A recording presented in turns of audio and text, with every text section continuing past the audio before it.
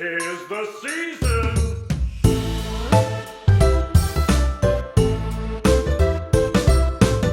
Hey, what's going on, guys? This is AndrewChicken, and welcome back to another video. If you watched my last ranked video, then, well, I'm sure you noticed that somehow, possibly through magic or divine intervention or some mysterious means, Kasumi, of all characters, was able to get 44 kills.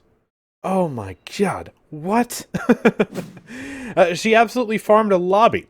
And it's absolutely ridiculous. And so, I want to show you in today's video how Kana, the person playing Kasumi, was actually able to achieve this, because he's been experimenting with a very unconventional build and playstyle for Kasumi that, well, has shown results for him. I'm still not entirely convinced of its efficacy necessarily, because for some reason Kana's just good at absolutely everything.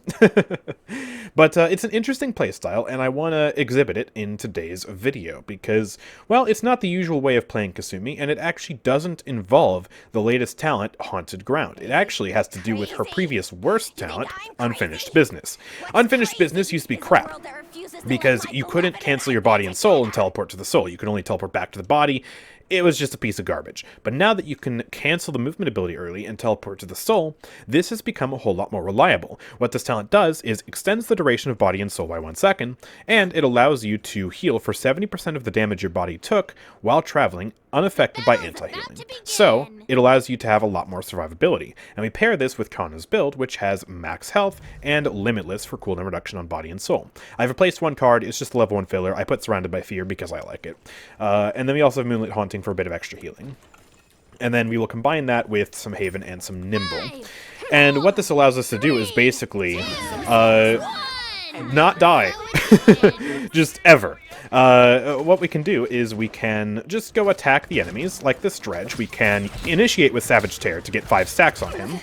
And then, oh no, I'm taking damage. Well, guess what? I can run away with body and soul, and I can just live through the power of all the damage reduction and the healing. And if it looks like I'm about to die, right, I'm at like 100 HP, I can immediately cancel the movement ability, get a bunch of health back, and survive. And I'll teleport to my soul, meaning I'm in a safe position.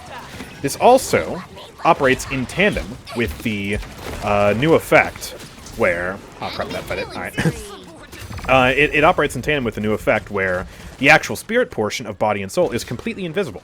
So the enemies will have no idea where I'm going while I'm actually traveling using this ability, unless they have Illuminate and are in range, because, you know, it's invisible. So that is also very, very helpful. And it allows us to also play a little bit unpredictably. So we can basically just sit here, take a bunch of damage, and then, oop, guess what? Now I'm behind him. Or something like that. And it's a very interesting new playstyle for Kasumi that actually hasn't existed before.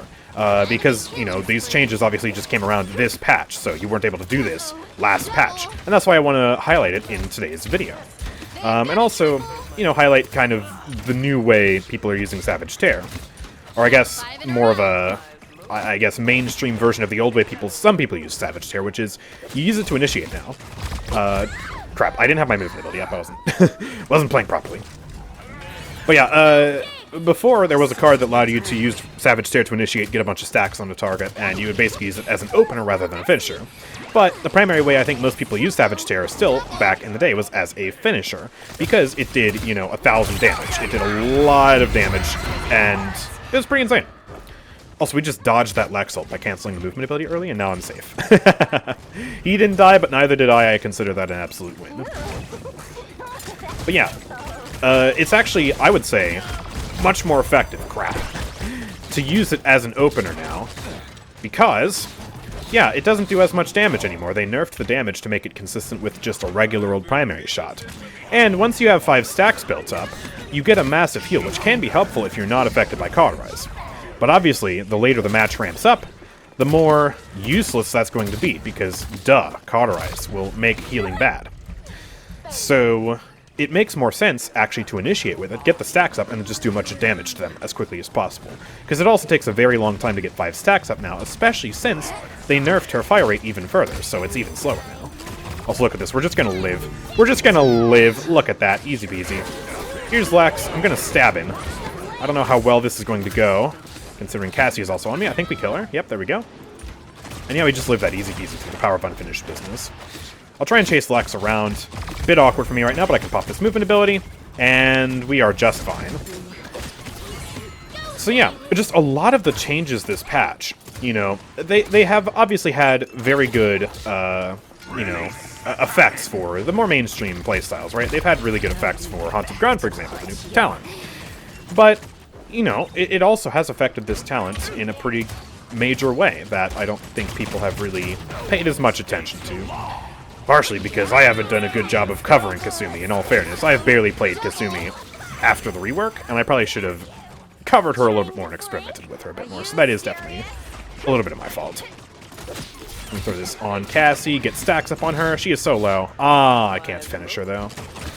Kasumi still does have her issues, though, which is why I am very hesitant to jump on a very early bandwagon of considering Kasumi to be any higher than maybe, like, C tier. Because, yeah, this primary fire is still very glitchy, as you have seen very clearly throughout this match. There have still been many instances where I have completely no-regged, and there's nothing I can do about it. And, yeah, her range is also, you know, very one-note. Either you're doing full damage, or you're doing no damage at all. And I'm not a huge fan of that dynamic, but, I mean, if at least the primary fire actually worked consistently in that range, it wouldn't be as much of a problem. Let's get some stacks up on Ying here. Another thing you could do if you wanted a small heal out of Savage Tear would be you could maybe get 2 stacks on something like that, then cast it for a small heal, and all of a sudden you're up to 5 stacks. Another playstyle I've seen for Kasumi, which is actually... I've seen mostly Erlenmeyer playing this, who's a mod of mine. You probably know if you've been around the channel long enough. Is actually to... Ooh, oh, she killed me. Okay. Thought the DR would tank that. But yeah, it's to actually run the card that gives you a bunch of healing per, you know, left click at max level or level 4 or whatever. And you get a bunch of sustain, basically for free, and you still use Savage Tear to initiate, you get up to 5 stacks, and then you're just healing for a massive amount every shot. I'm not entirely sure how effective that is either, because, obviously, again, duh, Cauterize. But that is another playstyle you could maybe consider as well with Kasumi. But I mean, there's no denying the fact that Unfinished Business just completely ignores anti-healing. It's like a Zin Billow. It's almost in a weird way, and definitely operates in a different way too, but it's very similar to Zin's talent Smolder, which just gives you uncauterized healing for free, and it's a bit of survivability that way. It's very, very interesting. I think that's the general point I want to get across with this video is, yeah, this is an interesting way to play Kasumi, and I guess there is a little bit of build diversity with this character now that might not have been there in full force before. Also, most of my team is dead. I should probably get out of here. I'm just going to use this and run away. One thing that also I don't really like about Kasumi, that I wish they would get rid of now, but I understand why they did it when they initially did it, is she reveals herself whenever someone has stacks on them. So this Lex can see me through walls. Lex is a terrible example because he can mark me and see me through walls anyways, but... you know, Cassie, Ying, Androxus, Lex, everybody. They all get to see me if I have stacks on them, right? Lex can see me, Ying, or Dredge can see me. And, you know, that was helpful back when Kasumi had, like, full auto-aim. Aiming with her is still very easy. It's very liberal. You don't have to really be that much on the target. But, you know, it's a lot tighter than it used to be. They added the reveal when it was a lot more open, and basically was just true auto-aim. And, you know, that made sense. You know, if she's going to have auto-aim, then why not, you know, force her to reveal herself to you as a sort of a counter measure. But nowadays, I just don't think it's necessary at all. Kasumi has been below F tier for a while, and now, you know, I would consider her to only be around D or C tier. C tier at the very highest if I'm feeling generous. So I think that it's time to do away with the reveal, personally. But, I don't know, maybe that's a controversial opinion. Let me know what you think about that in the comments. Let me kill Lex here as well if I can. There we go, got him. Kill to heal helping me out. Let me just get 5 stacks on you, and we kill you as well. Perfect. We should be able to win this game here. I'm going to throw an ult out, just because I can. Get some stacks up on you. You die. An action has been taken against the player I've reported. Yo, let's go. Funny time for that to show up on my screen. Thank you, Paladins. Very cool. And I don't have my movement ability right now, and sadly my primary fire is just so inconsistent. Saris doesn't care though, she's just emoting before we've won. Guys, we can still lose this game technically, please. What are you doing? I almost forgot to buy more Ah. ways to kill people. We just try and maybe kill Cassie if I can, or just kill the closest person who's actually killable, you know? I think it'll be Cassie. Yeah, there we go, perfect, I got her. You actually won. I also find that with the slower fire rate, I'm actually semi-autoing Kasumi more than I ever have in the past, and I feel like that helps to make it a little bit more consistent. Because, you know, when you're semi-autoing, I guess you pay a bit more attention to making sure your aim is actually on the target when you press that left-click button. At least I find that's how I operate, and so maybe if you're struggling with the no-ragging issue on Kasumi, that might help out with it a little bit until they fully fix that issue, but yeah, just kind of another last thought with Kasumi before we end off here. We ended up getting 15 kills there. Cassie actually carried, got 17 kills, but sadly was not able to win the game, for we had far superior point presence. This is why you always bring a point tank when you're playing Onslaught. Someone who can just sit on the objective and get 300 free points for the team. So helpful, so valuable.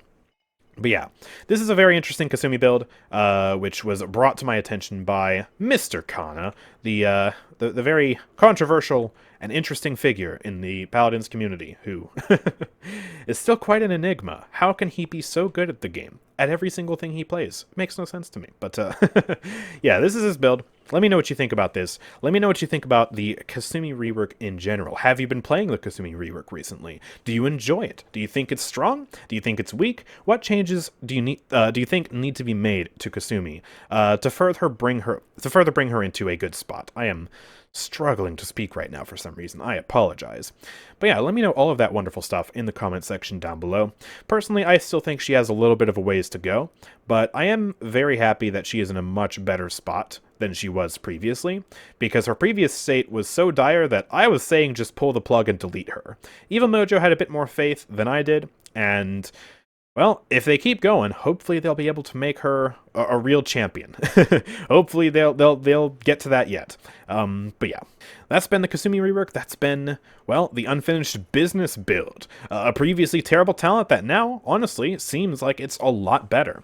And yeah, if you guys have enjoyed this video, make sure to drop a like, subscribe, and turn on notifications so you never miss an upload from me. Also, make sure to check out the Discord server and the Twitch channel linked in the description down below. And also, if you want to support me, please consider supporting me through any of the different means you can. There's Twitch subs, there's donations at the donation link, there's the Nexus where you can buy crystals and a portion of the proceeds go to supporting the channel, and of course there's a memberships program. If you click join beneath the video, you can also support that way as well. Bunch of ways to keep me doing what I'm doing full time. I would really appreciate it if you would check those out if you are willing and able. But with all that being said, thank you guys for watching. I will see you all next time. Peace out.